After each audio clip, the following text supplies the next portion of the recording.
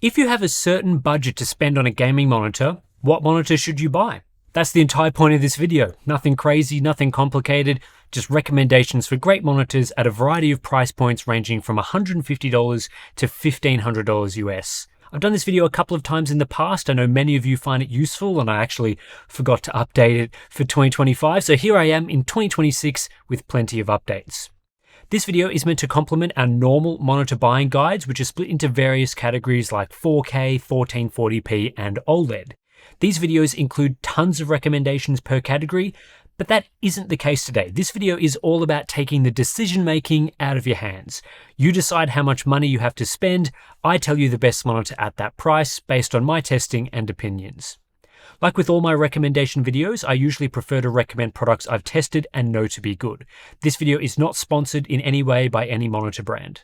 Also, monitor pricing does change regularly, so if you're watching this video weeks or months after it went live, I'd recommend checking out the latest pricing via our links in the description. You can also purchase the displays I talk about through those links. Before we get into it, today's sponsor spot is brought to you by Insta360 and their brand new Link 2 Pro series, designed for high-end business users and professional creators, allowing for multi-person meetings, online education, live streaming, and content creation. Packing a new 1 1/3 inch sensor for brighter, clearer, and more detailed 4K video across all lighting environments, along with dual mics supporting AI noise cancelling. And of course, you're still getting all of Insta360's standard AI features, such as tracking and auto framing, but there's also the new AI tracking area feature that allows you to set a tracking zone, and once you step outside of that zone, the camera stops following, preventing unwanted camera movement and avoiding accidental tracking into private areas. Other new features include green screen and scene presets. The Link 2 delivers more accurate edge detection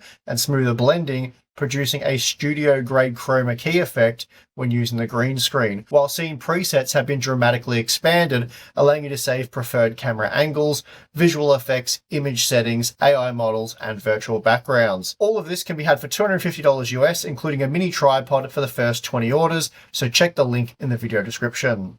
in 2026, I'm starting off the monitor recommendations at $150 US. Why? Because if you're investing in a gaming setup, this is the minimum amount of money I think you need to spend to get something decent. It's not the absolute cheapest price for a gaming display. 1080p 144Hz monitors start at around $90 these days, but I just don't think it's worth buying a brand new 1080p screen in 2026 unless you are really trying to save every last dollar. It'll cost you $50 to $60 more to upgrade to something 1440p instead. Think of that as the price of one game these days. And I think that upgrade is well worth it, given the higher resolution makes a big difference to the experience. At around $150, I'm continuing to recommend one of the channel's favorites, the ASRock PG27 QFT2A. When I tested this monitor, I was quite impressed with how reasonable it was at the price, with no deal-breaker flaws that I usually expect from dirt cheap products. It's a 27-inch 1440p 180Hz IPS LCD that's a noticeable step up from other entry-level monitors due to its higher 1440p resolution and use of an IPS panel instead of mediocre VA. The strengths of this product are its wide viewing angles and lack of dark level smearing, both pros relative to VA LCDs, in addition to its low input lag, lack of flickering, and great contrast ratio for an IPS. Unfortunately, response time performance is not the best, which is to be expected in the bottom of the budget tier, and there hasn't been much of an attempt at factory calibration. But in my opinion, it's still very usable for gaming and isn't as poorly tuned as budget LCDs from a few years ago, so at such a low price, it gets a tick from me. At around $200 US, I recommend the Asus ROG Strix XG27 ACS. It's also a 27-inch 1440p 180Hz IPS LCD, but it uses a higher quality panel with better response time tuning, delivering 50% better motion performance at 180Hz in our cumulative deviation metric. It has variable overdrive to further strengthen performance at lower refresh rates and while using VRR. Asus have done a much better job of factory calibration, so you get more accurate colors straight out of the box while retaining similar wide gamut capabilities. I see the XG27 ACS as an upgrade pick. If you're going to spend more money than the $150 it costs to buy the ASRock PG27 QFT2A, you'll actually want to get genuine benefits, which the Asus model provides through better all-round performance. A lot of other monitors that are around $200 aren't a huge upgrade on the ASRock, which makes them difficult to justify. But if you are interested in the XG27 ACS, be sure to monitor its cyclical pricing and buy during one of the cheaper periods. Sometimes it's $290, which is far too much, but over the last 6 months, it's regularly hit $220, $200, and even $180 best case. Might be one to set a pricing notification for. At $250 US, I would recommend the AOC Q27 G40XMN, and here you might get lucky and find it priced even lower than that, around $200 best case. This is, again, a 27-inch 1440p 180Hz display, but the key upgrade over the previous models is the inclusion of a 1152 zone mini LED backlight to go along with its V8 LCD panel.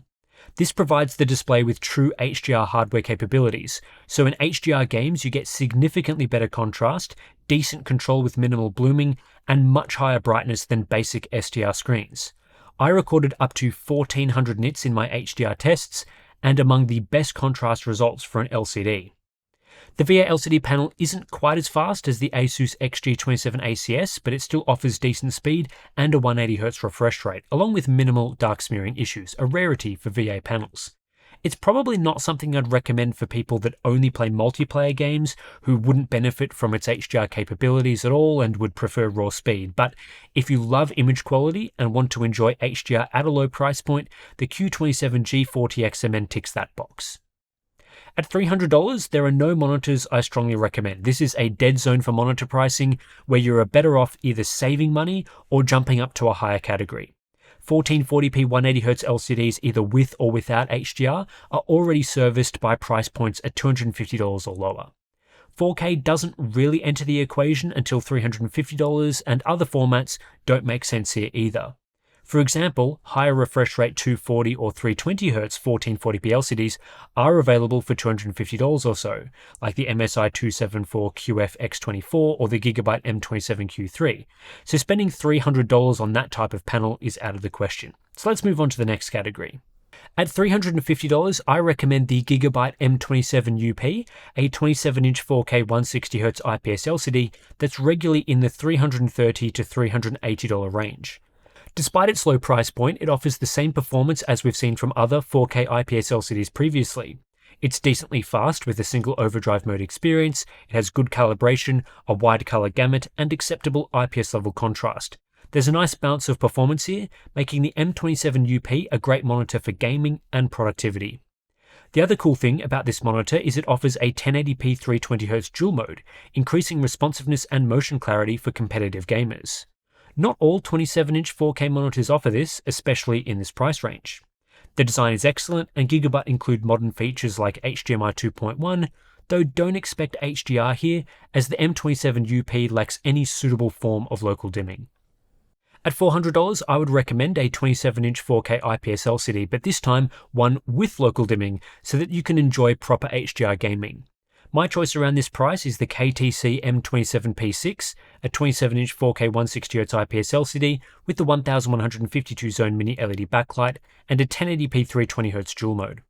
This display performed well in my recent roundup looking at several 4K mini LED options, with great response time tuning, high brightness in the SDR and HDR modes, and decent features.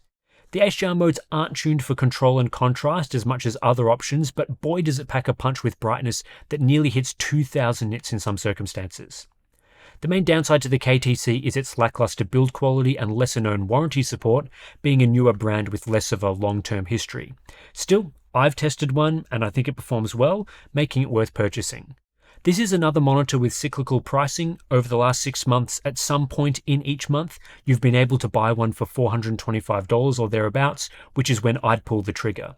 Its regular price of $500 is okay, but given it's available for $425 so often, you may as well wait until it's available at that price.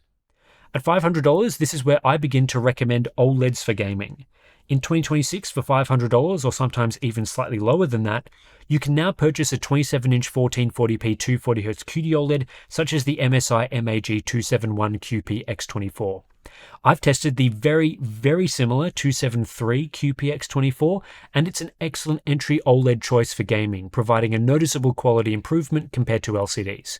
Per pixel control allows for much tighter control in HDR scenes with deeper blacks and better contrast, and response times are much faster, creating a better motion experience at a higher refresh rate. 1440p 240Hz QD OLEDs are basically identical to their faster 280Hz and 360Hz brothers, but it's available for a cheaper price. First-gen 1440p QD OLEDs like these do have some flaws to be aware of, like ambient light reflectivity, panel dimming in bright HDR scenes, and the risk of burn-in, but none of these drawbacks are deal breakers that make a QD OLED a poor choice for gaming. This is very much a great upgrade pick over the 180Hz LCDs I was talking about earlier. It is about twice the price. However, I think that's justified given the pretty significant uplift in image quality. At $600, I would recommend the Gigabyte MO27Q28G or possibly the MO27Q28GR glossy variant that I'm expecting to review shortly. This is another 27-inch 1440p OLED, but in this case it's a 280Hz WOLED panel instead of QD OLED. Based on my testing, which you can check out in my recent 1440p WOLED versus QD OLED video, I think the current generation tandem WOLED panel is better. It is about $100 more expensive to secure a WOLED, but that's worth it in my opinion. The MO27Q28G is brighter than 240Hz QD OLEDs across SDR and HDR content. It has a better subpixel structure for somewhat better text rendering, and crucially, two of the flaws with QD OLEDs are not present with WOLEDs. There's no panel dimming in bright HDR scenes, making these scenes brighter on a WOLED, and there's no ambient light reflectivity issue. Burn-in, yes, that's still possible, and dark grey banding is an issue on some units, which is not an issue you get with QD OLED. Overall though, I think this is a great upgrade choice if you're looking to spend a little more on a 1440p gaming monitor.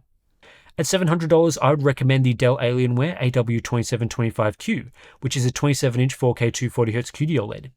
This is a great entry point to 4K OLED gaming, with the higher pixel density providing better sharpness in games relative to 1440p panels, along with better text rendering in desktop apps. It's a noticeable improvement, especially for those that like to use their screen for more than just gaming. Outside of the resolution difference, the 27-inch 4K 240Hz panel is broadly similar to the 27-inch 1440p 240Hz QD OLED panel. Brightness is pretty much identical, some of the flaws like panel dimming are still present, and overall performance is very close. The AW2725Q is my pick here because it's the best value, it performs very similarly to other monitors using this panel, and it has a decent feature set. Not the best feature set, but it's decent. Again, check for cyclical pricing. The regular MSRP is $900, but since October, about half the time it's $700 US, so just wait for one of those periods before hitting buy. At $800, I would recommend a 32-inch 4K QD OLED instead of a 27-inch 4K QD OLED, my pick here being the MSI MAG 321 UPX, which is regularly found between $750 and $850 US. The 32-inch panel, while a year older than the 27-inch panel, is basically just a larger version that offers identical performance. The 321 UPX is a decent example of this. It's great value in a lot of regions, it performs well, and you save a good chunk of cash compared to the premium models by omitting stuff you don't actually need, like Dolby Vision or DisplayPort 2.1. The reason I recommend 32-inch 4K QD OLED here is entirely down to the larger panel size. I think 32 inches is better and more immersive for gaming. It does a better job of harnessing that 4K resolution along with all of its HDR capabilities. And for productivity, you get more screen real estate plus the pixel density is still decent with no major text quality issues. $900, it's another dead zone for pricing. In this price range, you can find more premium versions of the 4K OLEDs I've just been talking about with additional features, but I find it hard to justify some of the models on offer. The MSI 322 URX, for example, adds in DisplayPort 2.1, but it's $150 more than the 321 UPX for a display that is otherwise extremely similar. The Asus XG27 UCDMG is also $900, offering a better feature set than the Alienware AW2725Q, but again, it's $200 more, and that's hard to justify. At $1,000, I would purchase the MSI MPG 341 CQR X36, but I'm being a bit sneaky here. The actual MSRP of this display is $1,100, and there's not many other $1,000 monitors I would recommend, because the next step up in capabilities costs a little bit more than that. But I did see that MSI have been selling this display on their official website for $950 US, which puts it into the $1,000 category. though it is out of stock at that price. No idea if that's just a promotional price for the first batch or an ongoing deal, but I'm going to bend the rules to put it in here. Essentially, the 341 CQR X36 is a brand new 34-inch 3440 by 1440 QD-OLED ultrawide using the latest generation panel. This means it has a high 360Hz refresh rate, it features an RGB striped subpixel layout for improved text rendering, it has higher brightness than previous models, and ambient light reflectivity is improved.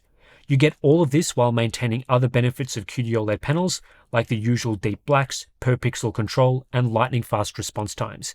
It's the best 34-inch ultrawide panel on the market right now, and the MSI model performed really well in my recent testing. At $1,100, I would buy the Asus ROG Strix XG32UC WMG. I actually think this monitor is too expensive, but it's a genuine upgrade on the 32-inch 4K QD-OLEDs I discussed in the $800 category. Basically, what we're looking at here is a 32-inch 4K WOLED at the same 240Hz refresh rate, which comes with many benefits compared to QD-OLED. One is the 1080p 480Hz dual mode, a configuration with better motion clarity for competitive games that's exclusive to the WOLED option. It's also brighter in HDR content with no panel dimming in high APL scenes, and the glossy finish on the XG32UC WMG looks excellent, much better than the glossy finish on QD-OLEDs in my opinion. Same deep zero-level black, same per pixel control, same lightning fast response times. This Asus model is well calibrated, has a strong feature set, and is highly versatile. It's great for desktop productivity, like most 32-inch 4K OLEDs, provided you're aware of the burn-in risk. I recently said this was the best 32-inch 4K monitor on the market. I stand by that opinion in early 2026, but the price gap to QD-OLEDs is a little high. You have to spend $300 more to get the XG32UC WMG compared to the 321 UPX, which is 38% more, and that's a little tricky to justify. The final category in this video is $1,500. If you have that much money to spend, I'd grab the LG 45GX950A, a 45-inch 5120 by 2160 WOLED running at 165Hz. It's an absolutely enormous and highly immersive ultrawide display, providing the ultimate experience for single-player gaming and simulators. The pixel density is finally acceptable at this size with a 4K class resolution, and of course, being a WOLED, it carries over many of the benefits I've just been talking about relating to OLEDs like deep blacks and so on. The 45GX950A also offers a 2560 by 1080 dual mode at 330Hz, extending its capabilities for competitive gaming, though I think the main reason to get this huge ultrawide is for those immersive single-player HDR experiences. This monitor is an acquired taste though. The 800R curve isn't for everyone, it's not the ideal curve for me personally. It's also not the highest refresh rate, at 165Hz compared to 240Hz minimum for a lot of other modern OLEDs. And it takes up a huge amount of space, so be prepared for that. But it's undeniably a great premium monitor that offers unique capabilities. And that does it for our price point monitor recommendations. If you want more detailed information on these monitors, we do have reviews available for most of them on the channel. Just search for the monitor in question and it should pop up. Also, if you'd rather know what the best monitors are in a given category, we have plenty of other breakdowns on the channel that give more options, more information, and of course, plenty more recommendations. So anyway, that's it for this one. If you do want to support Monitors Unboxed and the independent testing that goes into all of these recommendation videos, then consider supporting us via our Patreon. Links to that is in the description below. If you sign up, you get access to some benefits like our Discord community, great place to get monitor recommendations. We've got BTS content and plenty of other good stuff as well. So thanks for watching, and I'll catch you in the next one.